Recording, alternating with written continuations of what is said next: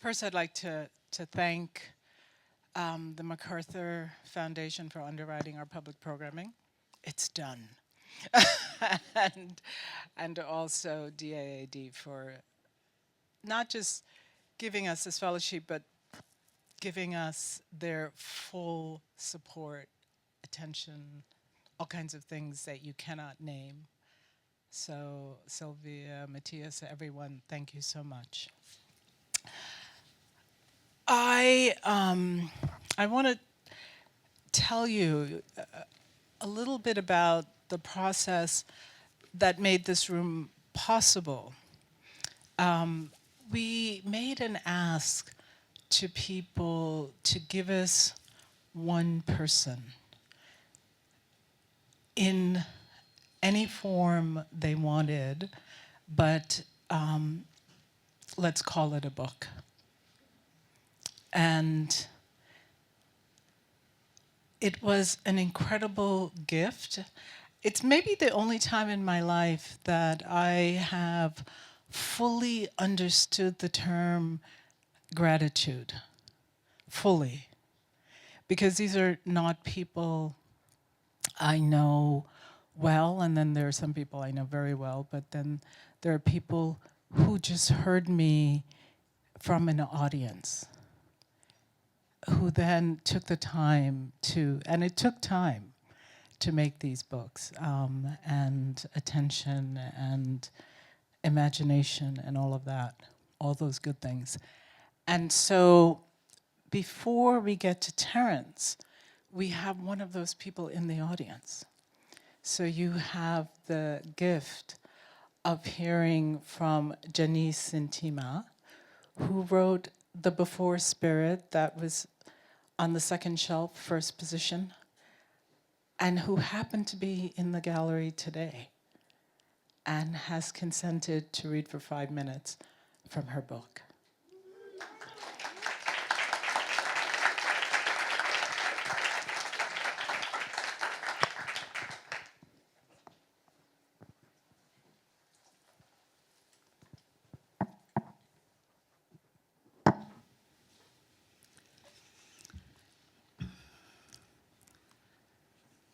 The Before Spirit. We gaze up at the same stars. The skies covers us all. The same universe encompasses us. Sycamus 384 CE. Am I me? Or am I just what you see? In the beginning was being, an absorbing and thinking entity. When did consciousness begin? Am I still becoming conscious? When did I become aware I was of body? And when did body politics saturate this awareness? I was a wild horse. I watched as I galloped along the suburban highway. Was I free? Like water, I shape-shifted. My spirit eroded without notice. Was it language? I had been listening well before. If I identify with no category, do I have to conform? Today, perhaps not. Before, most definitely. Am I other? Was I always other? How other do I have to be seen as other? I plus me equals them. Me and them, the great divide. Is it possible to shed the patriarchal colonist in my head? Can we meet outside other and be free of conditioned reactions? There is one breath. The earth is breathing. Life breathing without fear. Life breathing without gender. Life breathing without division. Life force breathing beyond human understanding. Can we meet a spirit here on earth? If I exhale in peace, can this heal the world? With hope, I visualize unity. Spirit as before, spirit is before. Thank you.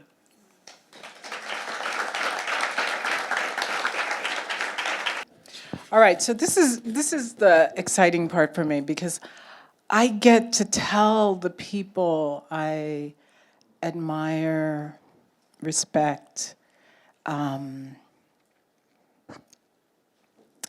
whose work have inspired me. Thank you in front of you. And Terrance Hayes is one of those people. He's my colleague at NYU. He is my fellow MacArthur person. He has won many awards, but I told him I wasn't going to name them. Because more important to me is the fact that he's written 7 books. And some people like to say that I don't understand genre. And I don't understand it. But Terrance, he understands it and he breaks it open and he meets it at every stop. In the visual arts, in history, in prose, he can do everything. I can write about visual arts, but he can actually do it. And so I stand here in the position of one who bows down to someone who has taken language in all the new places. He's invented genre, he's invented forms, poetic forms. He also loves to teach. No, I'm not finished. There's one thing I want to say, and I wrote it down so I wouldn't get it wrong. And it's this. It is a privilege to be able to pick up the phone, call somebody, and say to them, what I would like you to do is make me a book. Give me someone, maybe yourself. And for that person to say, sure. And then for them to hand over their entire month of March. Join me in welcoming Terrance Hayes.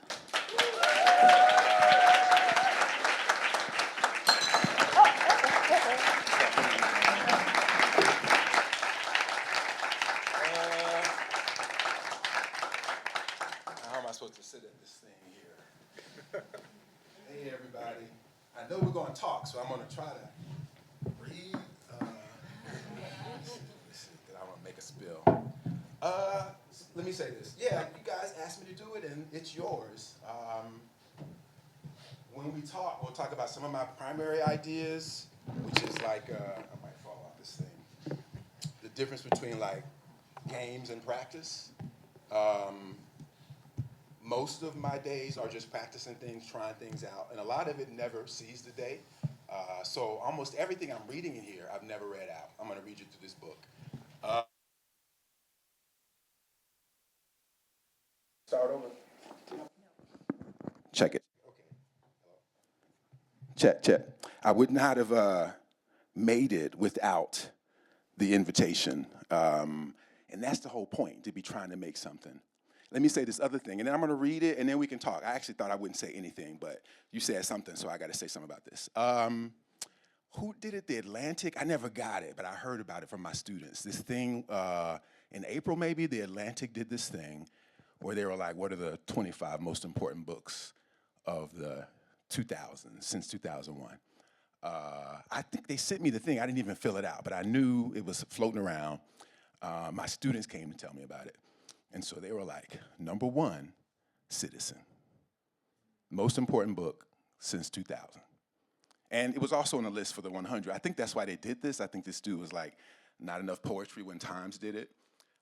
Number two, American Silence for My Past and Future Assassin. That's me. And number three, Ocean Vuong. Drive By. So Ocean sold 1 million copies of that first book, so there you go. That's gonna be there somewhere. So the students, I won't say who they are, came up, and a few people even in general public came up to me and was like, is that poetry though? Should this be number one? Versus like a book of sonnets. And I said, abso-fucking-lutely yes, absolutely. Because what that book does is it gets us here. It shows you that the poet can be Fred Moten down in the gallery, doing whatever Fred does. Social scientist, filmmaker, bookmaker, essayist, activist, all of the things that you get in Citizen is why it's the #1 book, because it just opens the world up. Also, not just for poets, but for writers, so that writers also contemplate not hybridity, but poetry. I mean, that is what poetry is. It's inherently a hybrid form. So I say absolutely it should be #1 because it gets us here and it makes this kind of thing possible. So that's why I said yes, because I'm like, if anybody else asked me to do it, I might give them poems. But when Claudia asked me to do it, as I understand what Claudia means by the book, you get this stuff.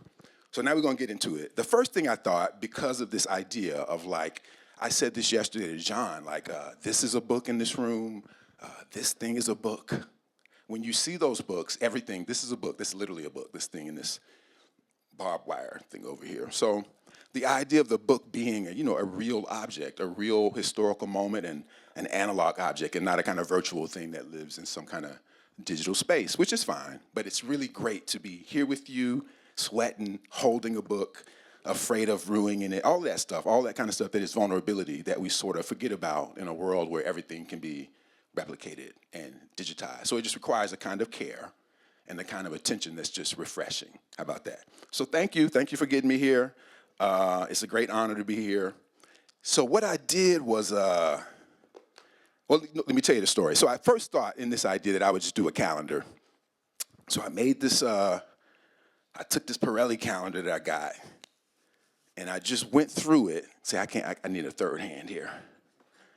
And I just was like, well, as I understand it, my calendar is a book because I'm filling each day just with stuff that happens on the day. So sometimes it's music, sometimes it's image. And as a teacher, I do love to teach. As a teacher, I'm always suggesting to everybody, this is like my 3-line for the night, that you should always be keeping practice, keeping track. Not finishing stuff, not thinking about games, which is like kind of what we are now, but just the daily habit of practice.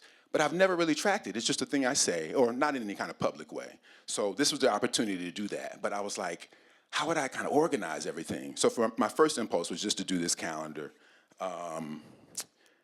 And you can see it later, but the last page, which just has this drawing on it, I'm gonna show it to you, was the first page.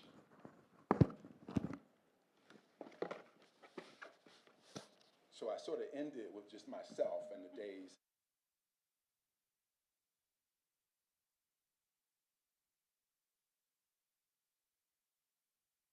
Screenshots of the music that happens to be on whenever I'm looking at my phone. And then I decided this morning, that's what I want to do with y'all. I want y'all to hear some of this music.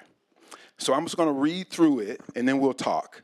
And I can't play everything, I'll just play a few of the songs.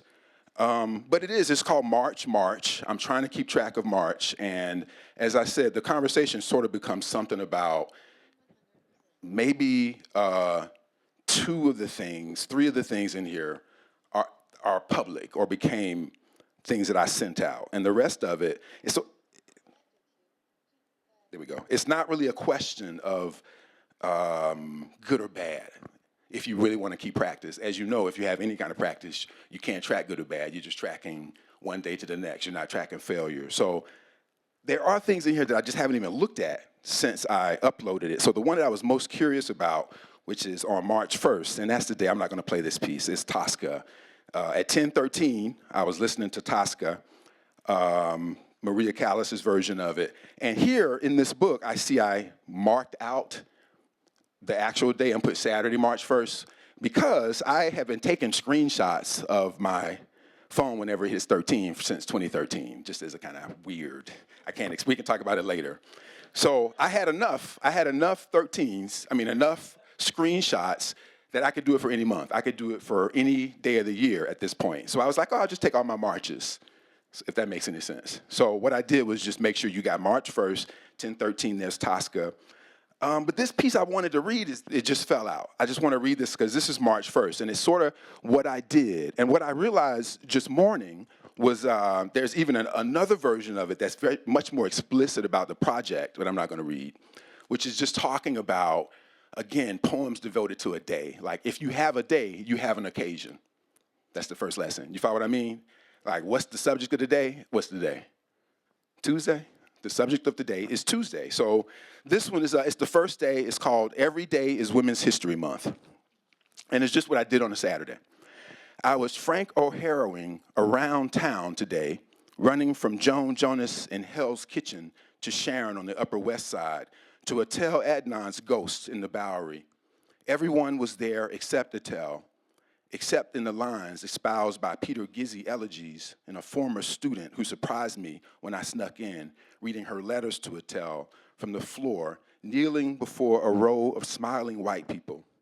When Peter Gizzy ruffled through his Trump-drunk poems, sad and frustrated as anyone who has lost his wallet, I loved the hymness in his hymns, because when I write like that, it just becomes writing about writing. I decided tonight I will write a record of March 1st, 2025. I may have nodded once or twice where the poems spilled into each other like lukewarm boutique Brooklyn beer.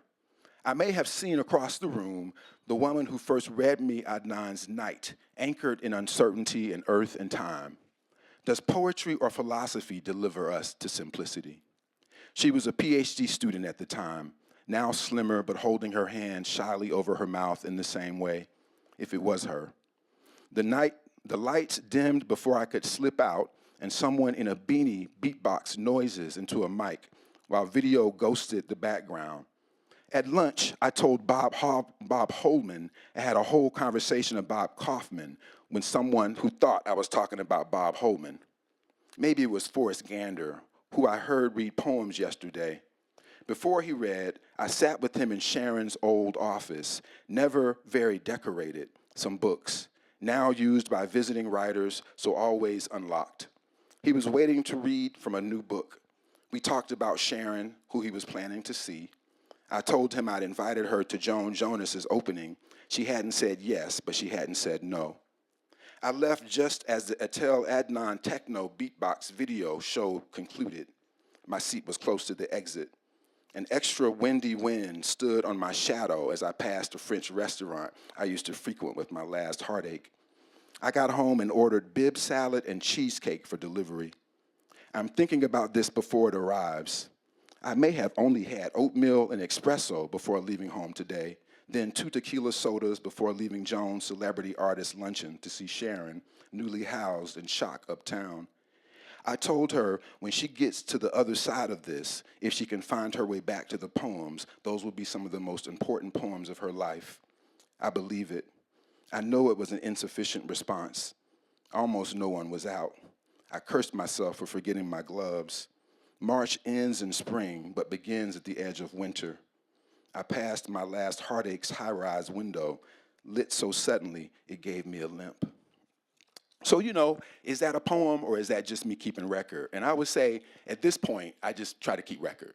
Sometimes they become real things, and I still even touch that up. That's this one, and the thing before it in the book called Marching Orders would be me shaping things for something like a game, like putting a little bit of polish on it. But most of it would not be that. So that like this piece here, on March 2nd, the next day, here's my, again, I'm just taking the most interesting stuff from all of the writing that I would do on a given day. Binacle, a place the ship's compass is kept. Is any image a form of empirical evidence of a mouth that refused to trust history, a mouth that refused trust, a mouth fused with rust? The unnamed pujas of the South groveling like church grout. It's true sometimes the boys playing on church grounds can be found or find themselves buried in church grounds at the end of their lives. Sunday sounds like an organ that makes stained glass vibrate. And then, so here's another thing that kind of runs through it, and we'll see how much of this I read. This piece that just says, the turtle lives well in a small shell because of the vast room inside the skull. I mean, the idea of a formalist to me is like just always looking for order. So I have these moments, and I just couldn't help but just like, oh, the turtle, I got to put the turtle in here. So there's like through lines like that, just as kind of recurring motifs. I'm not going to play any music yet. So here's a day again where I'm just trying to capture. So there's two. Wednesday, March 5th is an actual Wednesday, and I was listening to Ben Harper's Shine at 10:30. But on March 5th, on another day, maybe Thursday, I was listening to, at 4:13, I was listening to Inspiration Information by Shuggie Otis. And at another March 5th, I was listening to Just Like a Baby at 10:30 by Sly and the Family Stone. I'm not going to play that for you. So at some point, I began to also think in the same spirit of just how much I write that do become poems, and they really never fully get out. So I decided to put two pieces in here. This one is called 2020 Vision to March in the Pandemic. And so this will really be me. As I said, it's just me writing. It's not really even, I never sent it out. I never thought I would read it to you. And again, we can have some conversation about what goes on and what doesn't. But this is something that I had from the pandemic. So I was like, oh, I got to say something from March. When Davis turned the corner and kicked the rock to James, who threw an oop to Howard, you had been as uplifted as a sphere of plastic covered in leather. But then came the crowds weeping for the strange, beautiful face of Kobe Bryant. His strange, beautiful fate was something to ponder for the rest of the decade, you supposed, before the thing that created the void buckled you indoors with time for staring into screens indicating streams of consciousness, streams of music, streams of streams, brooks, rivers, showers, the unclean water in the lonely gutters at the corner, messages from the ether, the hurrahs, hoorays, bells, and clapping at the 7 o'clock weather, a stream of episodes featuring a middle-aged soprano's meditations on fatherhood, panicked masculinity, the management of people, domestic mayhem, business, occasional murder. I must stop and say that's my description of The Sopranos, which I had never watched before the pandemic. So let me go back. Sopranos meditations on fatherhood, panicked masculinity, the management of people, domestic mayhem, business, occasional murder, magic, and fate is therapeutic and often cosmic and comic, a stream of the season 2 finale of Transparent, where the septuagenarian trans character feigned by Jeffrey Tambor has a breathtaking, almost instant orgasm when he's mounted by a septuagenarian topless woman with the scars of a double mastectomy played by Angelica Houston, makes you float above a cloud of suspicions, smoke, and muffled gossip amid mailbox drops, groceries, and deliveries left by knocks at the door, clean as a cloud of Clorox, cloaking the closed corridors of all the blocks. So I would say, like, maybe I thought I was just getting too sing-songy or something, so I never sent it out. My impulse was, again, just to capture days. So this is like a collage that I would have made anyway of my parents going to my niece's soccer game. I rode down with them for it. So, like, I was interested in sort of, and you'll see what happens with the Trump stuff too, these ideas of sort of concurrent days, the things that overlap on a day. She's running, and there's Trump. There is nary a whiff of Trump musk spoiling the boiling air of my 9th grade niece's track meet before spring. The stands are full of good-looking moms. Children play them in the shade where I think I dropped my shades. They are still in my pants. So it's, again, I mean, you're just dropping down. Anyway, I don't know. We can talk about it later. I thought I lost my shades under the, and I was like, if I go in there, they're going to think I'm trying to see these ladies. But they were fortunately in my pants. Here's another one. That's something maybe just comes up in this trip. When I said I thought it was best to be professional in the family, what I meant was it was best to show respect and patience at all time in the long game of blood. It's better to eat what flies or swims, but not what walks on land, what lives on air and water, but not what lives on land. And then on the March 15th above that, again, when the days sort of have it, this orange one, Saturday, March 8th, pro-Palestinian student activist Mahmoud Khalil, a permanent resident of the United States, is taken from his New York City apartment by ICE and detained in Louisiana. Khalil's detention is the first publicly known deportation effort related to pro-Palestinian activism under President Trump. I won't read all of them. So again, you sort of get the idea, the structure of it. And so he does show up here. And this was like the Tesla thing he did. And again, here too, this is just me messing around. I think I overlapped him on some point. I took an ad and I took one of these graphic design things I had and just put it together. LabCorp, I had a doctor's appointment. So why is this in here? Because it was March 12th at 10:30 a.m. So anything that's got a 13 in it is gonna show up. So that was 10:30, I'm like, that's a 13. Here too, I could play a little bit of this one, I guess. Georgia Moldove at 10:30 on Monday, March 13th, which seems like that wouldn't have really been a Monday, but let's see what this sounds like.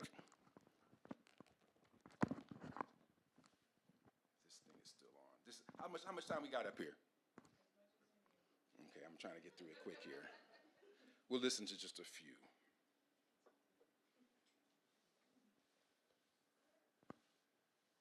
Is it playing?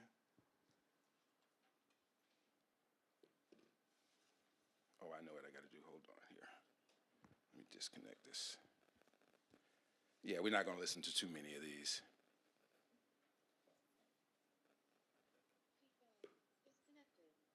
Okay, let's see.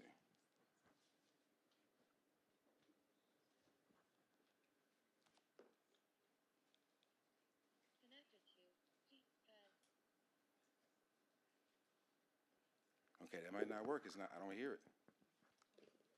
Yeah, it was playing earlier. That's just how technology goes. We'll try another one.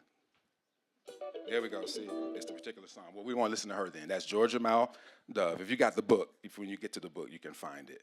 See, that kind of stuff makes me sweat. Little panic moments like that. Okay, let's see here. Because you can see it now on my forehead. I had a gig with another writer, and I wrote a little description for her in there that shows up as well as part of my work. I mean, I think the only thing that's missing would be maybe the teaching. And if I kept doing it, that would be a large part of it too. Oh, here's one. Myself When I'm Real at 3:01, Friday, March 14th. So that's a real day. That really happened. And, I mean, you would know this one. This one is referenced downstairs. A large part of that thing that Harmony's doing with Fred is this idea of myself when I'm real. I think that runs through our work a lot. And it makes perfect sense for what we're doing here. So that was that one. That was on March 14th. If you follow what I'm saying, like that was the most significant thing that happened that day. So I count that as like some kind of artist practice if I made a note that I listened to that. Later, I say if you want evidence of evil in the world, you can only look to gravity. No way, says my dad. I say there is no evidence of evil anywhere in nature, so it must be something man created, not something that exists. No way, says my dad. Gravity pulls everything down into the dirt, I say, towards a core of fire. The opposite is levity. My dad mentions a lion killing a zebra. That would be evil if the lion didn't eat it, I say. Killing for survival is violent, but it's not necessarily evil, I say. I start disagreeing with myself. Here's another little block. I'll just read you one of them. I'm gonna hold it up and show it to you. Where in the March 22nd, I think probably the most significant thing of this was just I wanted to draw myself with the mask on, and I wrote some things to the side. So I'm gonna show it to you. And essentially it was just I went to the airport and I made this thing about that experience, but I never did anything with it. Maybe I did send this to some small thing at some point, I'm not sure. Can y'all see that back there? Okay, and so one would say, as I'm thinking, so I'm in the Charlotte airport. The whole thing is about the Charlotte airport. And so one of the blocks just says, to March 2022 vision. You know who else lives in Charlotte? Alicia Fountain, with her 9 or 10 lives and the most perfectly coiffed curtain of slick black hair I have ever seen after several years of chemo and drugs and constant physical pain. Hands down, the toughest woman I know. Blue Pepper, Far East of the Blues by Duke Ellington is playing. Sometimes the current runs against you. Sometimes you drag the anchor of family. Sometimes huge stones and branches are thrown into the flow. Pray for my former ex-in-laws. I heard one of the twins was shot and buried somewhere in this town not long ago. We are now inviting those pastors with small chins to begin boarding at this time. We are now inviting those passwords with small chimes and forgotten reset lines, whose paste with small chili peppers and lime. Shouts to the people you pass and the people who pass on the journey. Wherever your foot lands, something's buried. Please have your boarding pass and identification ready. So I probably was just sitting there, trying to get out of there, and that sort of came up. Here's another one from March 16th. The Trumpet administration deports 261 alleged members of the TRII and MS-13 gangs to El Salvador, despite a court order blocking such removals. And these things do show up in my notes. I try to watch the news. Again, it's just like the practice of keeping record. I keep losing my handkerchief. Is the main thing that I'm trying to talk to you about. If I was saying what I wanted you to take from me. What is it? It's just record keeping. And sometimes it's art, but that would be secondarily. I mean, the art gets shown, and the rest of it is record keeping. How about that? Let me just get to the end here. After the pool game, where my father insists I get down closer to the table with my eyeballs on the ball, and I didn't ask which cue ball or number ball, I said the table should be a foot taller for someone my size. Plus, I'm at odds with gravity, as you know, I say. Sure, he agrees I'm clumsy. He laughs in a manner that makes anyone younger than him wish he was their father. So if I was going to turn that into something, I would probably think about that last little part on his laugh. And then underneath that, I probably wrote this later on in that same day. Later, I have that old feeling my father should have made more of his talent and always come back to myself being the result. His love for my mother and desire for family was greater than his sense of talent, but I believe this is a mistake. He does not believe in making things complicated. It's not that he views the world simplistically, it's a suspicion of those who complicate things. Maybe I speak for myself. I fear and slightly admire the faith that makes him self-possessed. Mala changes on Purvis's birthday.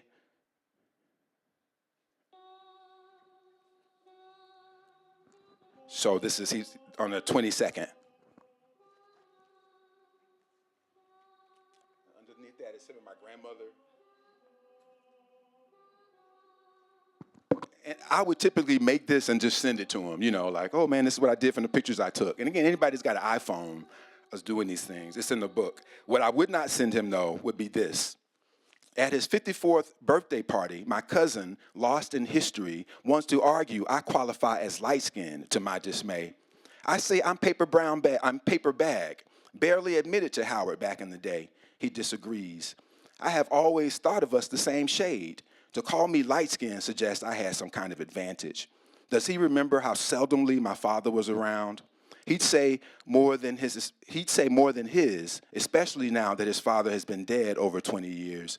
He nearly killed himself on his motorcycle after it happened. He has his father's alpha nose. He wears a crown that says king on his birthday. And that's what I was really trying to capture, this image. Again, where these things go, who knows? Here's one again from my grandmother.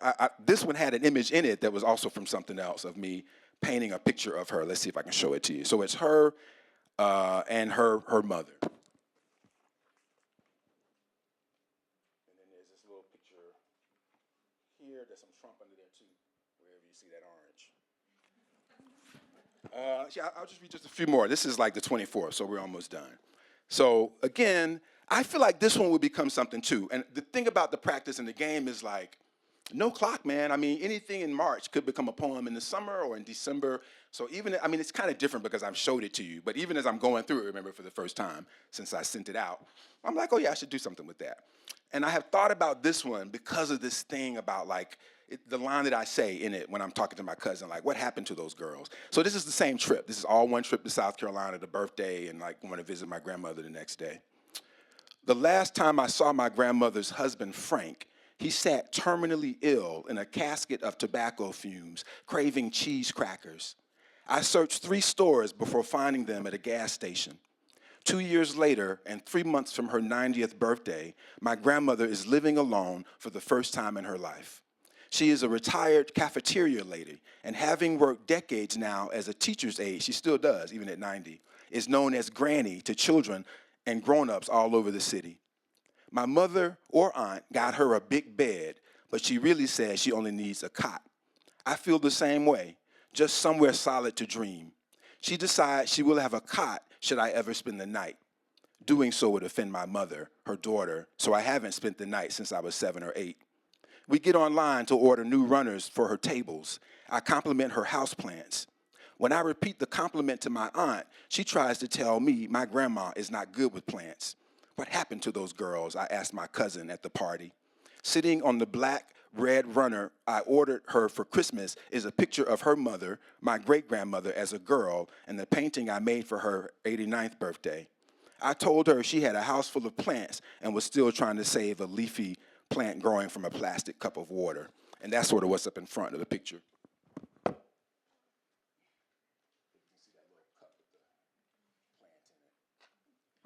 And for me, that's noteworthy. But the thing that I would do in a poem outside of the practice would be something about working that thing out, that question I asked. And that would be worthy of a poem, which is different than what I'm doing. If you follow what I'm saying, we can talk about it later. The scorpion's tail of the turtle. This was another one. This was probably the most constructed thing that I put in, because I just felt like I was never going to do anything with it. And I think it's going to be the last thing. I'm going to read you 2 more things, and then we'll be done. I think I'll just read you part of this thing, because it's so crazy. And I'm like, maybe it's a poem. I don't know. So I really snuck it in here because I needed to try it out. Okay, here we go. The scorpion's tail of the turtle. Though this, and I mean, I got it for a reason. I was definitely thinking about war. I was definitely thinking about the climate, and sort of asking myself when I was sort of putting the book together, because it's just sort of, there's a booklet of it in the calendar too. Like, it still is in my thoughts, this idea of, well, I don't know. I'm just going to read it to you. The scorpion's tail of the turtle. This ain't what you dreamed when you pined for the protection of living in a shell of transport, another word for protection, nor what you imagined when you imagined the fear protection begets. A people with time to spare or spark or spar, when sheltered the way a turtle is within its home, dragging its carapace, roof, and hard hat across meadows, parks, and borderline personalities. Everywhere circumstances deem this is what you find when you come to the bank of the stream, dividing your days into streams of songs and scenes, from melancholia to thanks for not smoking, to killing an hour in the pool of light, streaming from BBC to your YouTube David Hockney documentary, to your after-school animated special about siblings who are miniaturized and travel inside the body of their uncle to understand his terrible fitness, to a BBC National Geographic documentary about the difference between the tortoise and the turtle. Theirs is the tale of reptiles who have learned to protect themselves, except the tortoise is a turtle who has forgotten how to swim. The tortoise may sleep September to March when set in a room temperature beneath a child's bed, or in a hall closet in a shoebox lined with paper or straw, or the plastic grass swaddling a basket of colorful eggs. If tortoises are generally vegetarians while turtles are omnivores, what will you find when you place a portion of egg beneath the beak of your creature? What you find if you check down by the bank of the stream, curving around the mind the way the grooves of a turtle's curve the shell, blanketing your thinking where the turtle waits in the tall bushes, quiet as the face of a face mask someone might have worn to the bank of the stream before throwing it away. The turtle waits like a face mask on the bank. It is a scene indicative of the non sequiturs of the narrator. The trees sigh over the seeming outcome when the turtle agrees to transfer the weary scorpion across the stream. Have you heard almost everything defined by language comes from people who concoct remedies for hunger, recipes for greed, and other means to feed the subplots and long shots of longing? When you think about it, any block shot is a kind of goaltending. The person who's being shot block thinks. If the scorpion and turtle are your parents, you have mixed feelings about what happens after they get over the stream, in the tale told by a teenage girl preacher to a village of elders. To avoid what you find when your shell is peppered with blind spots indicating points made by the scorpion's alternate tale of pain doesn't care about your feelings. If an ideal democracy mirrors not the will of the people, but the will of the parties competing for power, is keeping the water boiling all day possible? To a people who can hear a stream of heartbreak ballads, the longing that makes a man lay down like a snake, God only lets enter the garden prostrate, dragging its belly through the dirt, leaving a path indistinguishable from the trail of other creatures' tails. The hurt of the scorpions is palpable as a turtle shell. To make an enemy your friend, you will have to forgive some things and accept others. The scorpion's stinger gets stuck in the shell. Still, the two go on to make it over the water. Whew, I'm gonna read one more and then we're gonna stop. So I definitely wanted to try things and see a few of them. And we can talk about, again, this idea of what's finished and what's not finished. There's more songs that move through it. And so the last thing, as I'm getting towards the end of the month, I don't even know if this wouldn't have been in there if I had a little extra time, because I was really trying to get it all done at the end of March. And then I think Claudia had to leave early, and so I had a little bit of time in April to mess around with it. And that's where all the fidgeting comes in, all of the kind of adjustments I made. That long piece went in. This piece, though, I did send out with line breaks, and it's the last piece in it, the Book of Knowledge. With no system of decoding its figures of language, the original Book of Knowledge remains an enigma of divine human invention, buried in a mind like yours. Covered in a mosaic of reflections, the stained and smoked glass constellating among the kinds of glass found in light bulbs and fun houses, sparks and shards of mishandled handheld mirrors, cracked displays. Scholars believe before the invention of the printing press, this book was written in an ink made of rain, milk, and ash with the blood of a cut finger, inscribing lines into sheets of papyrus, palm leaves, bamboo, and birch bark. Vellum, leather bound in leather. Research suggests the author navigated the ancient world, blurring borders and eras, even possibly conceiving of the book in the womb and continuing after death, admitting at least a page or two a day, detailing curiosities, premonitions, and observations in script, looping and doubling back in shadowy sanctums of the mind, refusing to yield to genre or time. Given the ornate graphs and diagrams, however indecipherable, the text is likely partly a possible catalog of spells with riddles for answers. Some argue it may probably be an index of flora or a tract of tantric respiratory mysticism or aeronautical manuals with illustrations for flight patterns of a long extinct flying people. The meaning of the book is determined by the age of the world and whether the individual reader is born in the season of animals in migration, the season of seeds in the earth, the season of temperamental water, or the season of gloaming. In the Book of Knowledge, life is described in allegorical terms, as if existence resists the clarity of fact. Stories about damage by implication of upbringing, wherein the author sympathizes with houseplants and pets. The author sketches invisible cosmological roots in the dirt, describing us not as we were, but as we can't be in our current age. Some illustrations show formations of emotional architecture. The y-axis identifies y-axis this or that via the hole at the front of the mind, while the x-axis expresses costs and benefits at the back of the mind, at the top of the spine. Born, if legend is to be believed, in a place that has vanished from maps, the author is an enigmatic figure of speech, shrouded in myth and possible misinterpretations of memory. At present, we have no verifiable historical records beyond the mind's ability to transcend itself. Whew. That's it. Okay, that's it. I'm gonna be dehydrated. Woo! Is it just hot or is it me? I think it's some combination of both.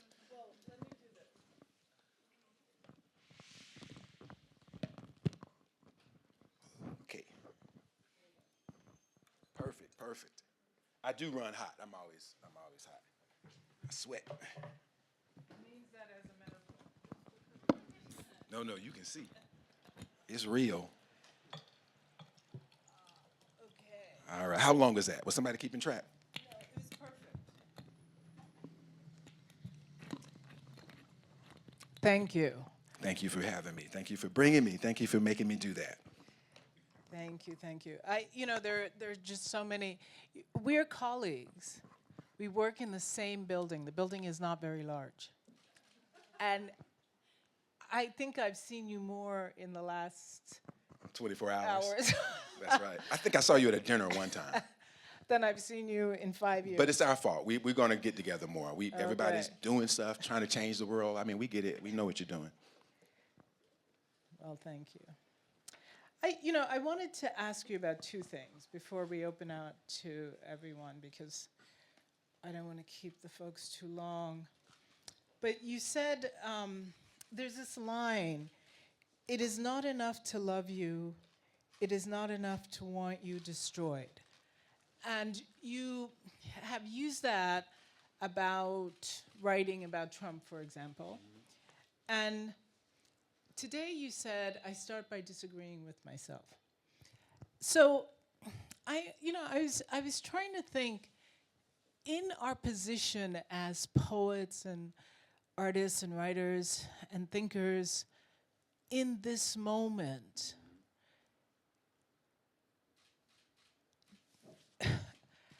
I want to agree with you that we should have some flex.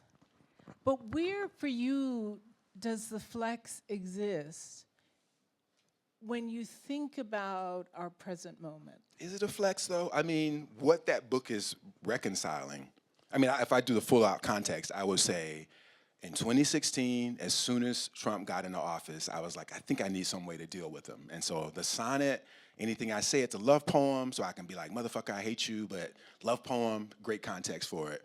And so now, it really, since January, people are like, are you going to do some more? And I'm like, it was past and future. We are in the future now. So what I feel, even in March, and what you see is just like trying to incorporate these two things.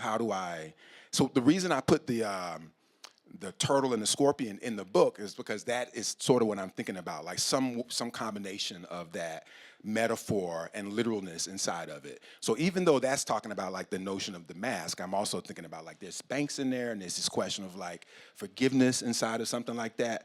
But my current struggle that has been in the new administration is just like, what would be the right form?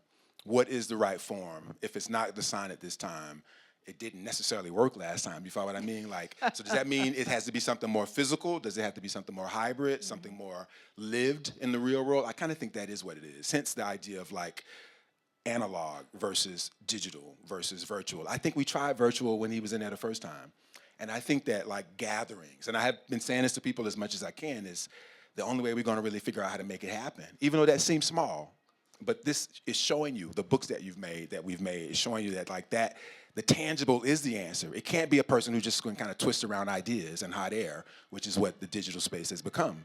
So the only thing I can come up with is like a tactile response to the world, a physical response to the people around me. I never really did social media. I'm not 100% against it. I'm like 99% against it. But I think something can happen inside of it. But I think the most significant stuff has to happen in the world. And so I think that's what that book is trying to track. Like I'm trying to do my thing. I'm trying to just take pictures or go to my my niece's track meet or go to my cousin's birthday party. But it's always there, and it's in my notes, and it lives in my notes. It's sort of what that book would be representative of as a thing that's going to become something at some point. But right now, the water is so hot. There's some metaphors about that. Like, how long can the water boil before you are cooked? So again, figuratively, that stuff runs through it. Maybe it doesn't come out because I think some of it maybe isn't always as clear. And I think I got to do something to it to get it to be clear. Whether that's true or not is kind of what the book is. And I would say, again, going back to a kind of permission that I think I get from you to see it as like, am I a formalist? I think form is a good organizing practice, but I don't think the world fits into form. So making up form comes from that feeling, and I think you are a person who makes form too, and that's what I was suggesting to these people who have tried to talk to me about, like, what is that? I'm like, that book is giving poetry a whole other kind of existence, and we all benefit from what that does for us every day still. So certainly, so I say to you, I'm trying to find the right form is always my task, not because I'm a formalist, but because I need, a shape. Does that make me a formalist? I need a shape. So, I mean, that's helpful to me because but I guess what I'm trying to get at is what emotion existed for you that you thought that the sonnet, a place where both love and hate had to be mediated, was the correct address to this, that person, and There's one name for that. what has happened in the time between then and now that makes it not the correct form? Great. Well, surprise would be the first answer. Like, I've done that, so I can't do it again. But the answer before that is Wanda Coleman, who had written these. I mean, Wanda would be another great practitioner of everything. So Wanda's a little bit of a formalist, a little bit of a spoken word poet, a little bit of a performance artist, and I gravitate in that direction, one that's borrowing from all of the genres. But she had written these American sonnets for many, many years and never collected them in a book, which I also thought was amazing. And so the last book that I had done before the sonnets, the shortest poem in there is like an American sonnet for Wanda C., which I gave to her before she died. And so partly she was already in my spirit. The election had happened on the 7th, and her birthday, we both Scorpios, her birthday was like November 13th. So that connection made me feel like the sonnet was going to be the right form.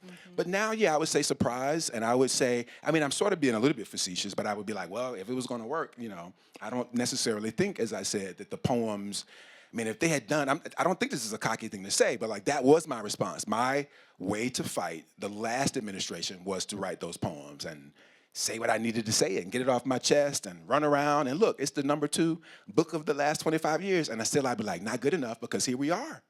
We're back here, so it can't be the same answer, because if it was the right answer, we would have a different future. And again, as I said, what that means to me is something that's more embodied, something that's more physical, and I do fold teaching under this. I do think of the conference and the classroom space. So like in April, I had said to my kids, the grad students, I was like, these poems could have been written anytime, for almost everybody. Maybe there were 1 or 2 poems that looked out the window, so to speak, but the others were, good poems by people who want to be poets. But I was like, either you are afraid to do it, afraid to write about what's going on outside, or you don't know how to do it. And I said, I'm trying to figure it out too, but I just can't tell if you're scared or dumb with it. And it was about half and half. I think mostly it was fear. I don't think it was mostly, because it had been there even last year and the year before. There was more of it just coming in. So I would say to you, my work is trying to show them that, like, it's there. You can't hide it. Hence, I'm putting it under stuff and flipping it up to be like, you think it's not there, but it's there. But that would be me working it out for myself in a kind of way. It's not that my students ever see that, but I say to you, when I say to them, we're all trying to figure it out. We're all trying to figure out how to do this new thing in this very terrible new moment. And we're still working on it. My answer is like, we're working on it every day to figure out the best response. Well, the idea of keeping record does seem important on one level. You've also talked about the importance of the volta, and I bring it up here only because this idea of having to make a turn and having the turn be part of the practice, so that we are turning towards or away without being stuck, because you've called the metaphor. Actually, I think a lot about this. It's like the metaphor as stuckness. And what does it mean not to put yourself in a position, but to constantly be, and perhaps that is the definition of liberation in a way, that you're constantly turning. Yeah, because, the opposite would be fascism, which is to be stuck and uncertain and ambivalent around things. Like, things are ambiguous, but there's a kind of like another quality that comes in. So certainly restlessness, curiosity, just natural things are antithetical to people that want you to be not changing. I don't want to command the question arena because we like to turn. So does anyone have a question before I? I did have another poem to read because we came, it's still in the same spirit, this Carla Wilson book over here. Oh, Carla that's J. Wilson. right. Oh my God. I mean, you won't know what the poem means if you haven't seen the book, but we can get back to it later or something. No, I want you gotta to try read it out. this. Carla Williams is a book we have here, and she is a Black woman who did these extraordinary self-portraits. We are the same age, and she did it in her 20s or so. And now, and everybody's been trying to get her. This is me patting myself on the back. Everybody's been trying to get her to do another book. And I called her and I said, would you do a book for us? And she said, yes. And then Terrance came and he looked through the book. And because he's a genius, we know that, he wrote a poem about it. So the book is like, is it right now there's images of her and her mother, and sometimes she's dressed as her mother in these images. I'm looking at John because we were together looking at it. And in between them, there's just these amazing lines. Yeah, like she thinks, will you read one of them out? Like just open it and read one of the things that she says. And it's sort of in between, and she's playing with who she's talking about. It's like one side is the mother, one side is the daughter. Oh, okay, yeah, I read. Oh, okay, sure, yeah. She is just as she thought she would be. She is nothing like she thought she would be. And one of them was she struggles with her body. So last night, I almost dreamed of sleepwalking. I almost dreamed of sleepwalking mother finding sleepwalking daughter in a house with no doors outside the doors of the sleeping mind and heart. She holds her wrist like a balustrade. She feels who she is without feeling. When sleepwalking during a dream, she struggles with her body. She slides sideways into mirrors, covering her immutable eyes and mouth. She hums the melancholy lullabies she hears hummed in the storm's waterlogged wind above this house with no doors outside the doors of the sleeping mind and heart. She is the scent of jasmine inside a worn shawl. She is the absence of jasmine inside a worn shawl. Her breath becomes her compass. Her palm to wall to palm to wall to mist is memory. She holds her wrist like a balustrade. She holds her struggle like an heirloom, tomato-colored light on a feather white blanket where the body blooms. She braids her hair with light white feathers that lift her into flight. So just playing around with like the mother and the daughter dynamic just comes out of it. And again, it's just in the spirit of like wanting to keep record that this amazing thing happened, and what would be the best way for me to do it is to write about what got me hot, I guess. You know. So when did you write that? Last night in the day. Wow, wow. I mean, it's all I've been doing here is sitting around and eating and writing, so. Any questions? There's one. Not a question though. Is that okay? Yeah, yeah. I was thinking about how it feels like disembodiment is literally and metaphorically the exercise and result of fascism. And the means, I suppose. So to be embodied and tangible and to record is to remember, which is also what fascism tries to obliterate. So that feels like form and, I don't know, the zeitgeist, that pulse of the time have something to say to each other. So I think you chose really well. Question mark, question mark. I think I agree with everything you said, but it always becomes not an exclamation point or a period, but a question mark. I just feel like we're still trying to see, like we really don't know. It is new territory for everybody. I do suspect that you have to be embodied when you mess around with bullies because they're gonna come after you at some point. So you can't be invisible before a bully. That's also what fascism is. So I think certainly we're gonna have to be in our body. Some of us know that much sooner than others, in fact, about what it means in this world to be in a body where people are like, you can't be in that body. But I don't know, question mark, if that's gonna be enough. Like what would be the reasonable response? I think we're in unreasonable time. So I absolutely agree that's what I think, that I'm trying to be embodied and present and bear witness, question mark, though, whether it's enough to actually, like maybe it's going to require more. I think we have to kind of keep thinking that it may require more than we're able to imagine. Right now, yeah. How do you feel, I said I didn't love teaching, but I do love my students. I want that out there. I love them so much. But, you know, I had this weird experience a few years ago where the Fox News and the right and all these people, they started to call me up, and then I was getting all this hate mail and all this stuff is happening. And they had stuff that wasn't online. They had like my syllabus that was just printed out. And so in the classroom, I began to feel like, can I trust you people? How did they get this? Because, Sonia said about the CIA, spying on her. She was glad they were there to hear her give lectures on Du Bois. no, but what I'm going to ask you though is, how do you navigate an environment that is poisoning the environment? And by that I mean my own ability to walk into a space and trust those around me. John and I, were we talking about this? Maybe I was talking about this, Marie, about my sense of walking around New York. Maybe that was Marie. And I was saying like, well, in my body, I think people think that I'm the person that's coming to attack them.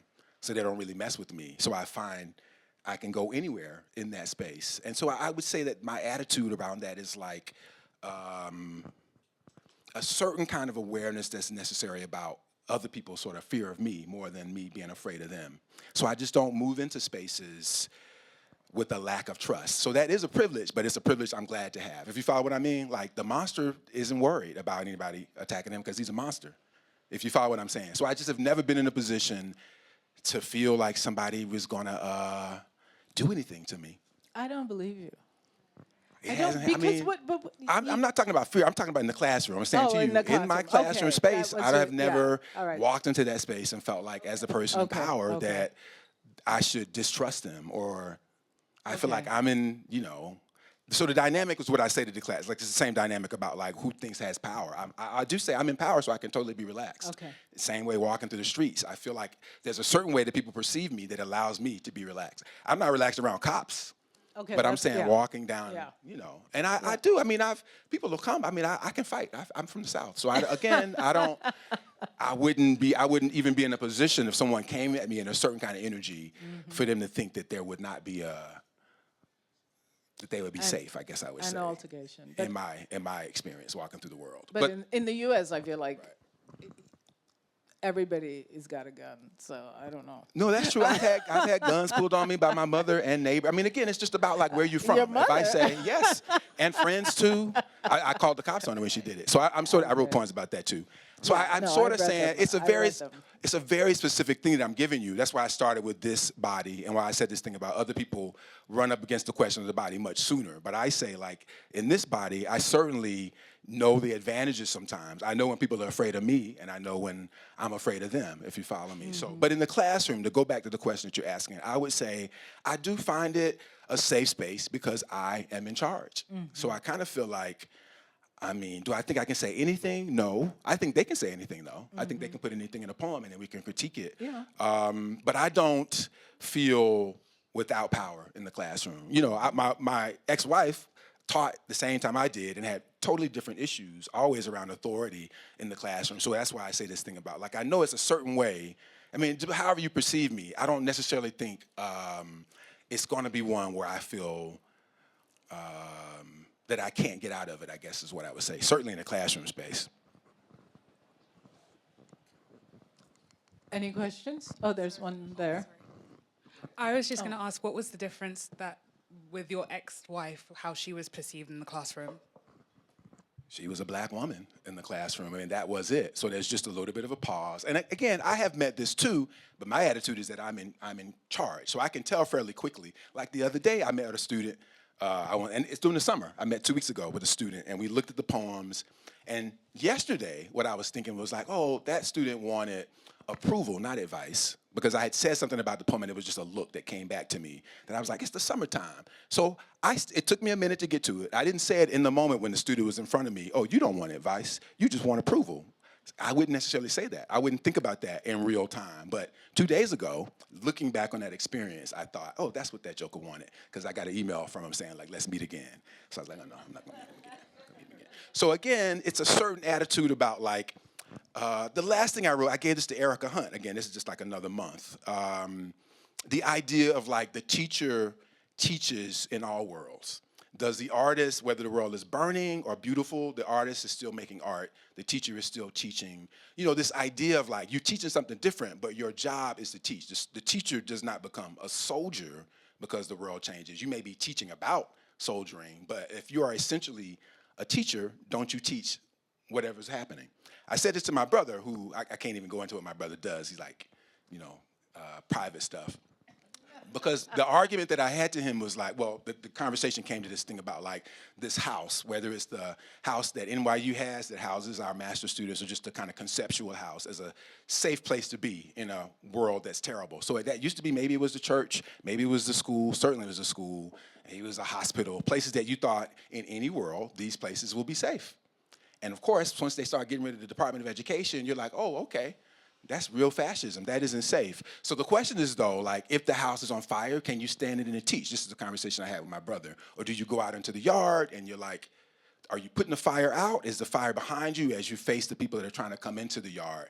So I'm just trying to get at a kind of metaphor to have this conversation with my brother about action, about, like, what are you trying to protect when things are on fire, and when do you leave those things to fight? So, question mark, that's what I said to you. Like, at this point in March, even though, I mean, look, it feels like we're still in March. Even though things are going fast and time feels broken, I think we're still figuring out, we're still strategizing. And I think that happened the last time. You know, it took a minute, and then it was like 2 years, and something happened with the people, you know, the Senate changed, and they started trying to do indictments. Obviously, that didn't work, because again, here we are. But I would say to you, all I could figure out from that last time is, like, it was a longer game than it seemed, even though we got into it. So I think we are trying to figure out something, but it's still early, even though it feels not, even though time feels broken. We have a question there, but I did want to say, one of the things that's always struck me, or you said this, I think, you said that you identify yourself as a poet privately, like it's your private world, and you're teaching as your public world. And so that sense of what happens in the private world, in the writing world, relative to your knowledge of what is going on in the social world? I mean, they're integrated, but you see what happens. Like, the private world makes me sweat. I feel much more vulnerable in the private world. It's why half that stuff nobody hears. So I'm a poet all the time, yes, but my professional space, in fact, it came up in one of the little things where I was having this conversation with, again, in the midst of, like, family drama, and saying, oh, I just treat y'all professionally, is what I said to my family. That way I don't have to get upset with you. So this goes back to the teaching thing, or not going off on the kid in real time. That is my professional habit, having done it for so long, to not, like, lose my cool no matter what happens in the classroom. But it's transferred to the family, and again, that conversation was like, is that right? And I was like, well, it's a long game, so I kind of feel like I can test it for a little while and see if it's best to treat you like an acquaintance instead of a crazy bleep, bleep, bleep, bleep, bleep, you know, that kind of thing. Like, you're trying to make me be upset here, and I'm going to be professional. So that is an attempt to try to find some solace inside of my own family. So certainly these questions, the scale of them, can they be scaled up or scaled down? Question mark. Hi, my question really is, in documenting your days, it's a lot of personal things that you are writing about, and very significant to what goes into making up your life throughout the year. So when you were reading, you mentioned a lot of the time that you refine most of them that make it into publishing. So my question is, how do you then reflect on the piece that you're going to refine? What do you let go of? What do you add on? And how much does your other experience come into that day to make it a refined piece? Good question. For this particular project, I really wanted to get it in one fixed state, so that in fact, all day I was looking for that first piece I read, which I'll probably never read again. Like every month is Women's History Month, that piece with Sharon and Jonas. So what I have in my notebook is a totally different thing. I think I tuned it up a little bit before sending it in. So I heard some of the lines, but it's just a question of heat for me, a question of like emotional newness and surprise about what becomes a real thing. And a question of questions would be really, that answer. So that I think I said one time to think about, what happened to my mother and aunt that would make them say certain kinds of things. And so to me, it would be not going towards an indictment, it would be going towards something like empathy, to ask that question, to figure that kind of question out, That will keep a poem. That's enough to fuel a poem. Where it winds up, I don't know. Again, I think at this point, surprise and risk would be like the day-to-day rule for anything, no matter what the topic is, to kind of want to be surprised or at least feel like I might sweat if I had to read it in front of people.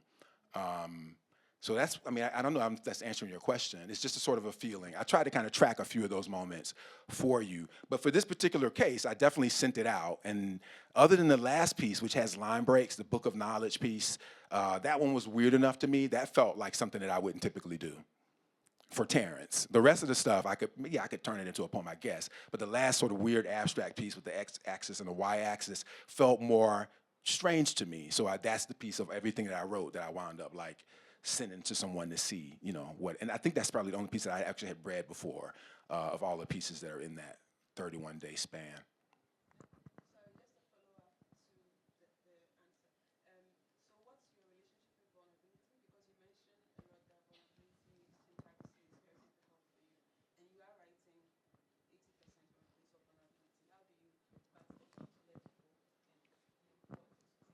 Yeah, but the question is about vulnerability, and I would be like, that's my whole thing, honestly. I mean, whatever we think about form or masculinity, we were talking about like sort of trends through it. Vulnerability and even surprise, I think, bear a certain kind of relationship to each other. So I would say like that's really all I'm really chasing. Typically, honestly, yeah, whatever that means, I think that's sort of what I'm most interested in. A certain kind of openness, a certain kind of transparency inside of it, and a certain kind of rawness. I mean, honestly, again, when I say thanks for getting me to do this, it is because I'm always thinking about these questions of like my day-to-day writing. So like, I'm trying to think if I've ever read anything that I wrote last night in my whole career, But again, it fits in the realm of in the context of what I'm trying to talk to y'all about, like, which is to say, art comes from art. When you're in here, you should think of yourself also as a person in practice. You should be making your own books. This idea that other people are making books that aren't all us, and that those books are as interesting as anything that we who are, sitting around in Berlin making up poems overnight are able to do. So I'm saying to you, like, there's a lesson here about, not about observation, but about action, I think, in terms of it. So for me, vulnerability is always the thing that I think I'm chasing in myself. And that covers all kinds of blocks. Masculinity, professionalism in the family. I mean, it is a thing that I feel most compelled by on most days. Hence the sweat. Well, thank you so much.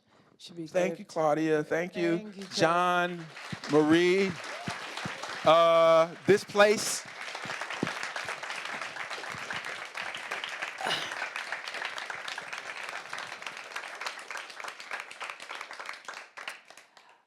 I believe on Thursday at 7, Delphi magazine will be here. We will be having a reading. I invite you to that.